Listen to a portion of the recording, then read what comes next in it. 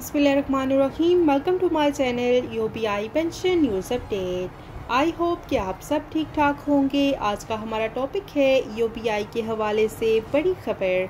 Topic के जाने बढ़ने से पहले आपसे गुजारिश है कि अगर आप चैनल पर नए हैं तो चैनल को सब्सक्राइब कर लें ताकि सरकारी मुलाजमीन और पेंशनर्स के हवाले से आने वाली हर न्यूज़ अपडेट से आपको बाखबर रखा जा सके। तो बढ़ते हैं आज के टॉपिक की जानिब। यूपीआई के हवाले से बड़ी खबर आपके साथ शेयर करते हैं। जैसा कि आप सब जानते होंगे कि 22 मई को एचएमसी का फंक्शन हुआ था। एचएमसी टेक्सला के रिटायर्ड मुलाजमीन का इजलास हुआ है जो कि यूपीआई के पेंशनर्स भी हैं। इस इजलास में न सिर्फ एचएमसी टेक्सला के यूपीआई पेंशनर्स शरीक हुए बल्कि गेतो नुमा के बाकी यूपीआई के पेंशनर्स भी इसमें शरीक हुए।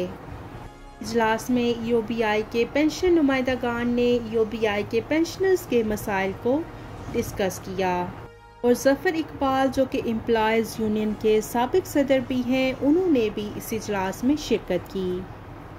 मौलाना गुलाम सरवर जो कि स्टाफ यूनियन के जनरल सेक्रेटरी हैं, उन्होंने भी इजलास में शिरकत की और उन्होंने कहा कि हमारे जो कंट्रीब्यूशन के बकाया जात हैं वो फौरी तौर पर यूपीआई को अदा किए जाएं। कि रिटायर्ड मुलाजमीन की पेंशन को बहाल किया जा सके। और यूपीआई में कुछ ऐसे इदारे भी हैं जिनकी पेंशन अभी तक रेगुलराइज नहीं हुई है, तो इस हवाले से उन्होंने ये बात की है।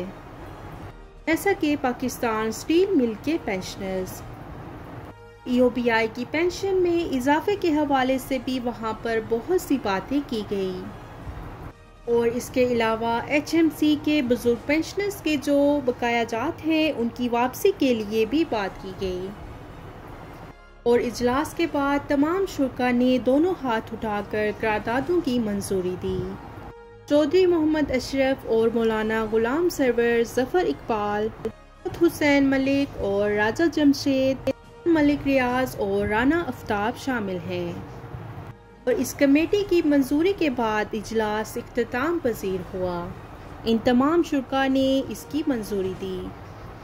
ये थी यूपीआई के हवाले से बड़ी खबर जो कि आपके साथ शेयर की गई। आई होप कि वीडियो आपको पसंद आई होगी, तो वीडियो को लाइक कर लें। अगर आप चैनल पर नए हैं तो चैनल को सब्सक्राइब कर लें। मिलते हैं नेक्स्ट वीडियो में, तब तक के लिए टेक केयर। अल्लाह हाफिज़। अल्लाह निगहबान।